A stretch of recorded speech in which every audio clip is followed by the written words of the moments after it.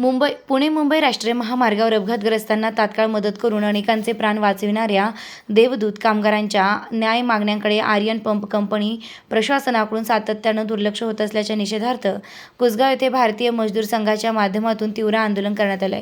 या कामगारांकडून अत्यंत धोकादायक व जबाबदारीचे काम करून घेतले जात असतानाही त्यांना योग्य वेतन, सामाजिक सुरक्षा, विमा संरक्षण, सुरक्षितता साधने, कामाचे निश्चित तास व कायदेशीर हक्क मिळत नाहीत.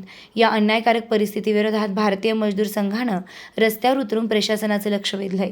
या आंदोलनाचं नेतृत्व बाळासाहेब भुजबळ, संघटन सचिव, भारतीय मजदूर संघ, सचिन मेंगाळे, भारतीय मजदूर संघ उपाध्यक्ष, महाराष्ट्र अखिल भारतीय ठेका मजदूर महासंघ, सागर पवार सचिव, पुणे जिल्हा, उमेश विश्वास, बाळासाहेब पाटील यांनी केले. यावेळी उपस्थित नेत्यांनी स्पष्ट इशारा दिला की देवदूत कामगारांच्या प्रश्नांवर तात्काळ ठोस निर्णय न झाल्यास आंदोलनाची तीव्रता वाढवण्यात येईल व ही लढाई राज्यस्तरावर नेली जाईल.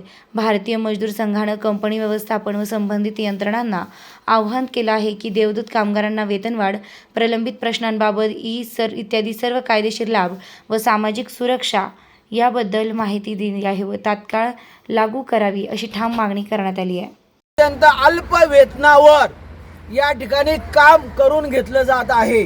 या कामगारांना कायद्यानुसार जो काही ओव्हरटाईम मिळाला पाहिजे तो ओव्हरटाईम या ठिकाणच्या कामगारांना मिळत नाही. गेल्या कित्येक दिवसात, वर्षात मागणी करून सुद्धा मिळालेला नाही.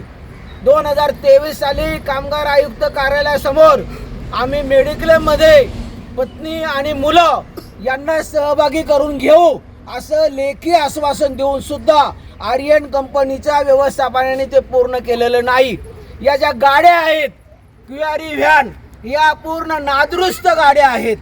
या गाड्या अपघाताच्या वेळी रस्त्यावर नेणं हे नवीन अपघाताला तोंड देणं अशा या गाड्या आहेत.